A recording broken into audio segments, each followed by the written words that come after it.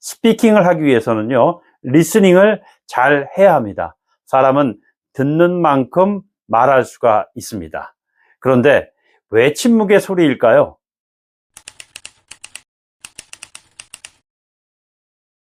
네, 여러분 안녕하세요.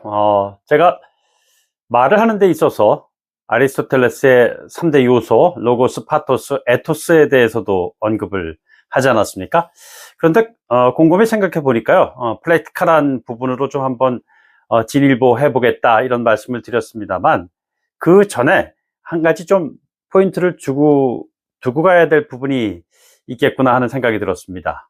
무엇이냐면요, 말을 하는 것인데 말을 하지 않고서도 말할 수 있는 그런 부분들이 있잖아요. 예를 들자면 침묵이라는 것입니다. 침묵도 하나의 언어라고 저는 배웠거든요. 예를 들자면 인터뷰를 하러 갔을 때 인터뷰 2가 질문에 대한 답변을 하지 않고 멈추는 경우가 있습니다. 그럴 때 대체로 보면은 그 수습 기자들은요, 이거 내 질문에 답변을 하지 않는구나. 그리고 또 비슷한 질문을 또 해요. 답변을 못 하죠. 그러면 여기 끊고 가겠습니다 하고 잠시 인터뷰를 중단을 하곤 합니다. 저 역시 그랬었습니다. 그런데 이 침묵이라는 것은요, 또 다른 언어의 표현이다 라고 생각을 하셔야 한다는 것이죠.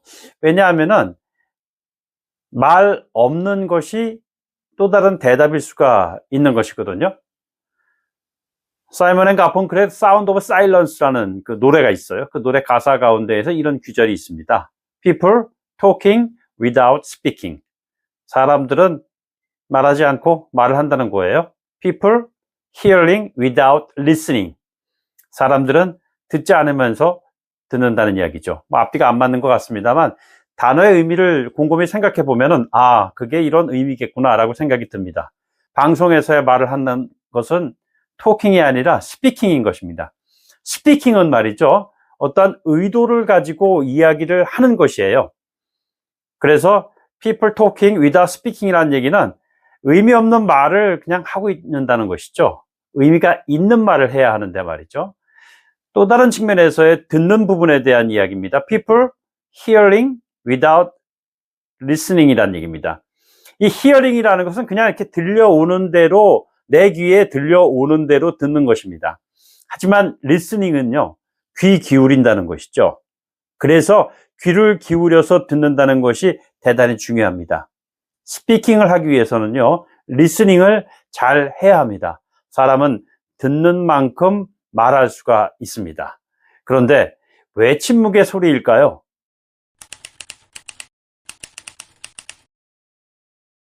재즈 피아니스트인 셀로니어스 몽크라는 사람은 이런 얘기를 했어요. 나는 내 음악이 침묵 다음으로 아름답기를 원한다. 이런 얘기를 했다고 합니다. 참 놀랍지 않습니까?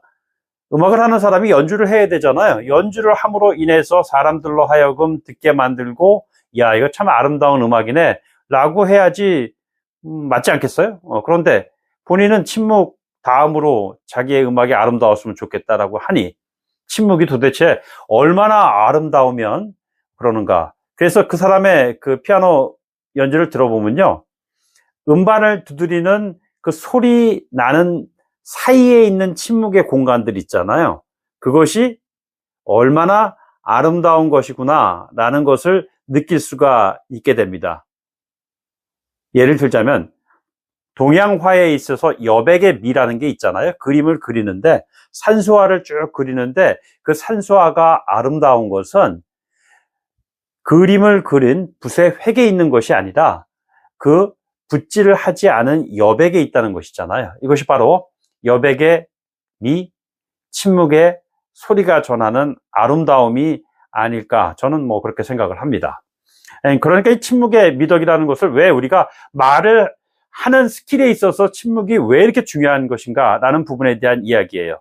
이것은 제가 지난주 강의에서도 말씀드렸습니다만 좀 더 프랙티컬한 그 말의 기술을 습득하는 과정에서 반드시 우리가 거쳐가야 될 부분이거든요. 예를 들자면 이런 것이에요.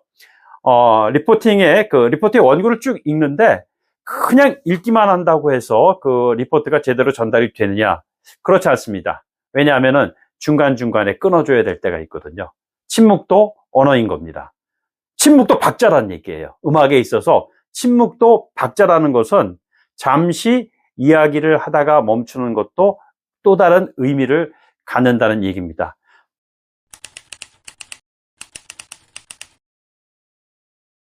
그 셰익스피어 그게 정통했었던 유명한 연극 배우가 있었거든요. 맥크레디라는 그 배우였었는데 이 사람이 일종의 창안해낸 기법입니다. 포즈에 관련된 맥크레디 포즈라는 거예요. 맥크레디의 멈춤 뭐 이런 뜻인데 예를 들자면 이런 식의 표현을 하는 것이죠. 사느냐 죽느냐 이것이 문제로다. 이렇게 읽지 않는다는 거예요. 사느냐 죽느냐 이것이 문제로다. 뭐 이렇게 얘기한다는 것이죠. To be or not to be. That is the question. 이렇게 읽어야 된다는 것이죠. 대사를. 그러니까 맥크리디는 그 셰익스피어 극의 연기를 무대에서 올려서 할 때 보면은 아주 기가 막힐 정도로 포즈를 두는데 천재적인 기량을 보여준 배우로 평가받고 있습니다. 그러니까 이 사람은 대사를 전달하는 데 있어서 그냥 대사를 읽는 것으로서 명료하게 발음하는 것으로서 사람들에게 관객들에게 전달을 하는 그 기능 못지않게 또는 그 기능보다 훨씬 더 강렬한 임팩트를 주는 포즈란 법을 창안해낸 것이죠. 그러니까 이 맥크레디가 무대 위에 올라서 셰익스피어 극을 연기를 할 때 대사를 하다가 갑자기 탁 멈추면 관객들이 정말로 숨을 죽이고 다음번에 어떤 대사가 나오는 것이지 하고 아주 그냥 이목을 집중시켰다고 해요. 이것은 무엇을 의미하냐면은 침묵의 그 무게감이 말을 할 때보다도 훨씬 더 강렬하다는 것입니다. 그러니까 앞서 말씀드렸듯이 인터뷰를 할 때 상대가 질문에 답변을 하지 않고 딱 침묵하고 있으면 어찌 보면 훨씬 더 말을 하고자 하는 내용보다도 더 큰 메시지를 전달하는 것이구나 라고 받아들일 수 있다는 것이죠. 그래서 침묵의 시간을 기다려주는 것이 기자에게는, 인터뷰어에게는 훨씬 더 중요합니다. 인터뷰이를 대상으로 했을 때 말이죠. 이런 얘기가 있어요. 비트겐슈타인이라는 유명한 철학자 있지 않습니까? 언어 철학의 대가라고 하는데 그분은 이렇게 얘기했죠. 우리가 말할 수 없는 것들에 대해서는 침묵해야 한다. 이런 얘기입니다. 침묵은 그래서 말을 하는 그 가치 못지않게 말을 하지 않음으로써 컨텐츠, 메시지를 전달하는 굉장히 중요한 기법이다라는 것을 알아야 되겠습니다. 맥크레디 포즈라는 것을 항상 좀 염두에 두시고요. 그 맥크레디 포즈라는 것의 그 포즈, 멈춤이 어떠한 것을 의미하는 것인가 라는 부분에 대한 생각을 한번 하면서 말을 하는 부분에 대한 리포팅이라든가 기사를 쓰는 방식이라든가 이런 부분에 대한 이야기를 전개를 해 나가야겠다라는 생각에서 짧게 침묵에 대한 얘기를 드렸습니다. 말이 되면 글이 됩니다. 글이 되면 말이 됩니다.